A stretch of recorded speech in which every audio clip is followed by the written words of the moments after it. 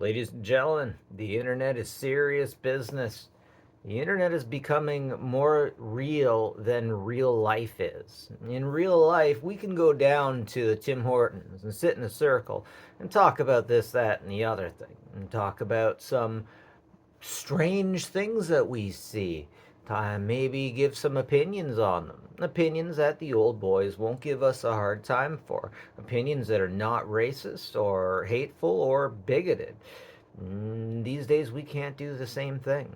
These days, if we were to have these conversations over Facebook, over Twitter, X, in any public place, they get listed there, and our employers could terminate our employment with them for these.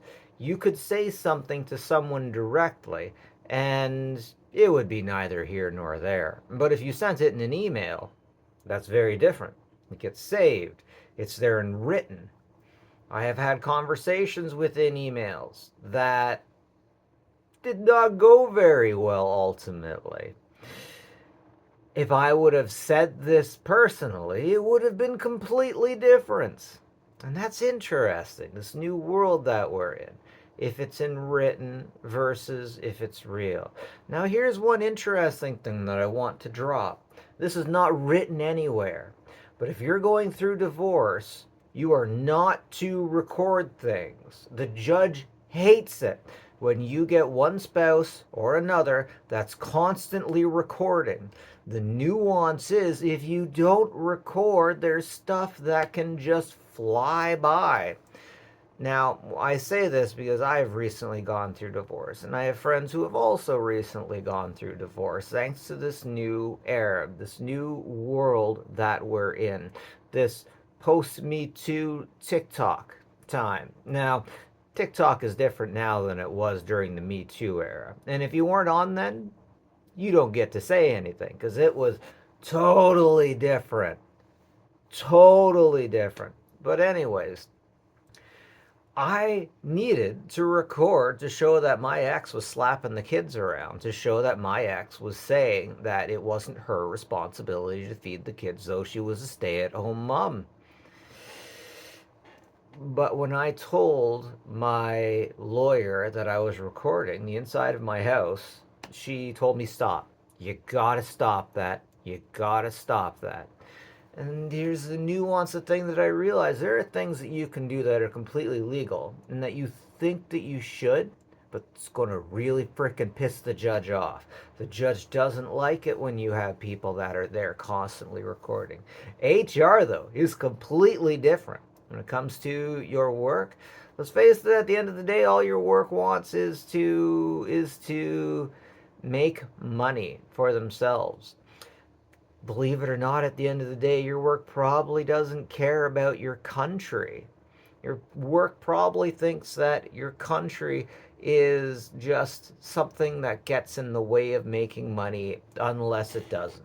And with that comes a level of globalism. Now, if you don't know what a globalist is, it's basically an individual who's not interested in their own country. They're interested in the global picture and would burn their own country if it meant helping another country.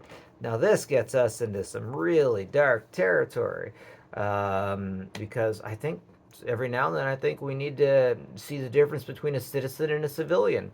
Ever watched Starship Troopers?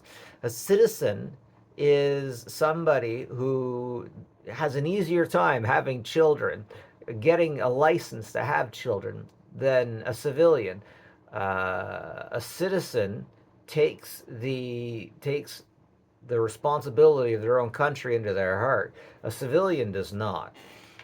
Every now and then, when I see how things have gone within the whole spectrum, I start thinking we need to see more about citizen versus civilian. But I digress. At the end of the day, the internet is here and it's not going away. And stuff that you put on there often never goes away. Often. I'm not saying there are times when things disappear. The old saying that nothing gets deleted on the internet, that's a fallacy. There is stuff that goes online that gets taken off and nobody has a backup of it. It's not generally what happens, but it does happen. And it's interesting. It's so crazy. Now governments want to take away our ability to be private on the internet. And even when it comes to stuff over WhatsApp, you get plenty of government that just collect all of the data, all of the information coming through the pipes to WhatsApp. They just collect all of it and they can descramble it later when CPUs are smaller or faster and probably smaller, and you can still get nailed for it. The statute of limitations only exists for a few things. And there's and police definitely get vengeful. But it's interesting how we're moving to a new time when there's a lack of privacy. There's almost no privacy at all. It's fascinating. Now, if all goes well with the way that this is going, we're going to have less bigotry and whatnot. But at the same time, I feel like we're going to have less honesty in many of our conversations. And one thing I've realized recently is we can't be honest. We can't be forthright. We have to be less the heavy weapons guy and more the spy if we want to get ahead. We have to be pretty little liars. And it's disgusting. It's disgusting. It seems like honesty is definitely not the best policy anymore. We definitely had a problem. Like, for example, in Canada, we are being overrun by immigrants in certain places, and we can actually say that now because our children can't find employment. The middle class is having a very difficult time. Uh, if you get 5 immigrants in, 4 of them are going to be basically unskilled. And while people at the top say that we have a labor shortage, what they're short to tell you is that companies refuse to train people anymore for anything. People have to come in pre-trained. Back in the boomers generation, if you wanted to be a tradesperson, you could easily get a job out of high school with plumbers or tradespeople one way or another. These days, I know tradespeople. If they're going to hire anyone on, they want these people to have gone through a 1 year course in school. Now, here's the crazy thing. If you go through a course like that, it's probably going to be through Conestoga College or something like that. Conestoga College, there's a lot of employers. If they see that on your resume, it just goes out. It just goes out, right out the door. And then ultimately, ultimately, the money goes to the schools. Nobody trusts the schools anymore. We weren't even allowed to say, hey, maybe we have too many immigrants or we'd be banned from places, which is fascinating. But things are changing in Canada.